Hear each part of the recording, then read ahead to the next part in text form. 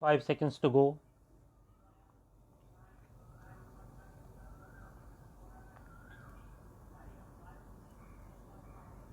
Start.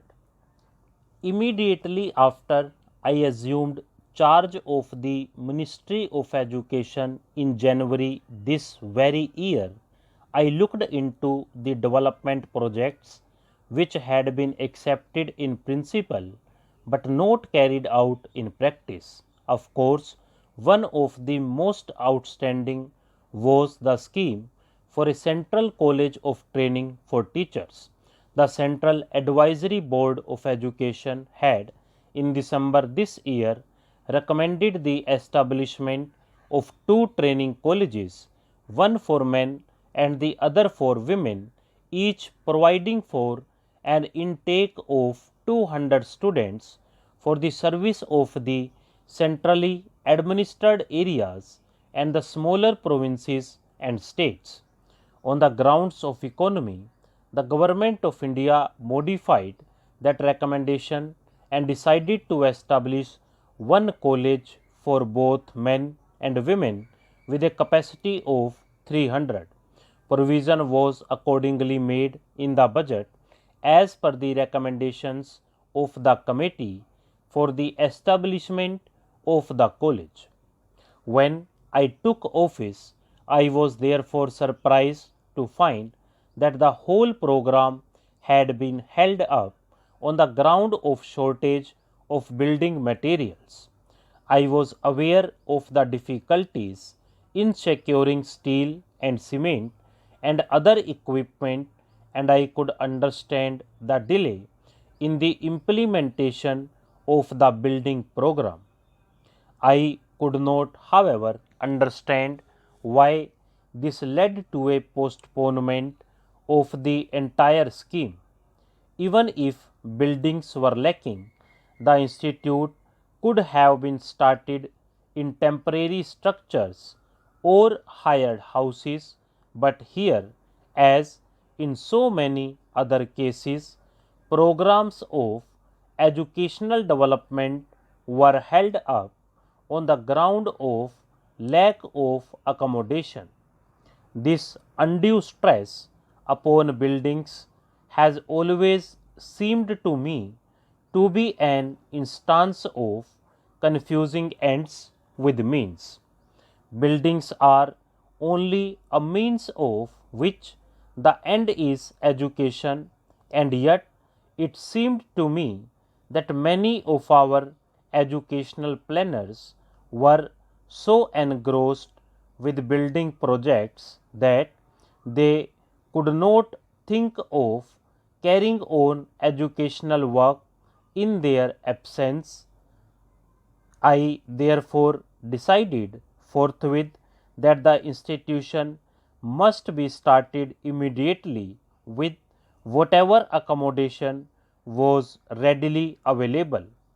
The period was an exceedingly difficult one, and all the attention of the government was concentrated first on the disturbances in the Punjab and later on the impending division of the country. Even then, a small house was secured in the Delhi University area in July this very year. I realized that this was not adequate for our needs now and the work of the institute in the future. It is hardly necessary for me to relate at length the importance of an institute of this kind. With literacy figures so low as only 15%, the paramount importance of expanding the facilities of education is obvious. The acceptance of democracy as the patron of our state has, if anything, added to the urgency of the problem. It is also self evident that the first step towards expanding the facilities of education is to provide for an increase in the number of trained teachers.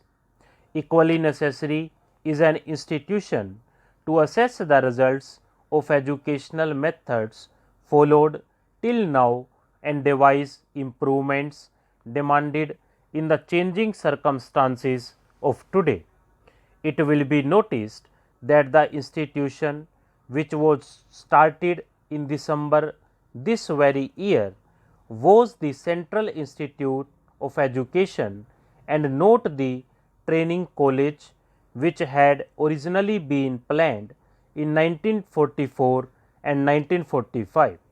This meant not merely a change in nomenclature, but a considerable expansion in the purpose and functions of the institution. I felt that changes were necessary in two directions. First, it should not be merely a college for training teachers, but also an institution for research in the fields of education.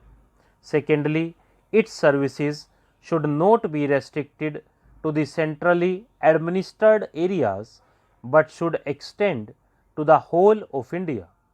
The Central Institute will therefore both train teachers for higher and secondary schools and also carry on research on the problems of basic and secondary education.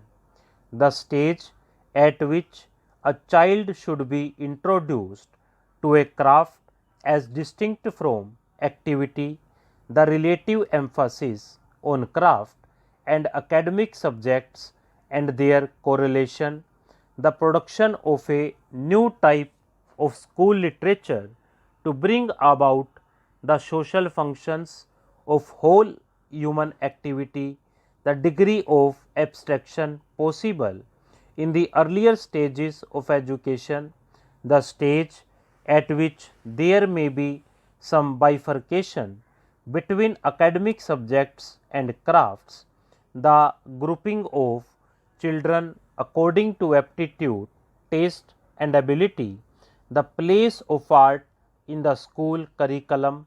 These are only a few of the many problems which arise out of a new conception of basic education and require constant and careful study in a research institution.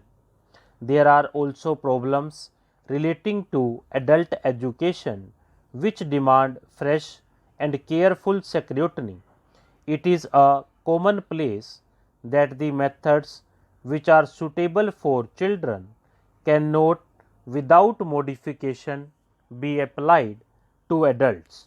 No doubt a good deal of work in this connection has been done in other countries of the world, but each country has its own peculiar problems arising out of its social and economic background and its political history. Now, stop.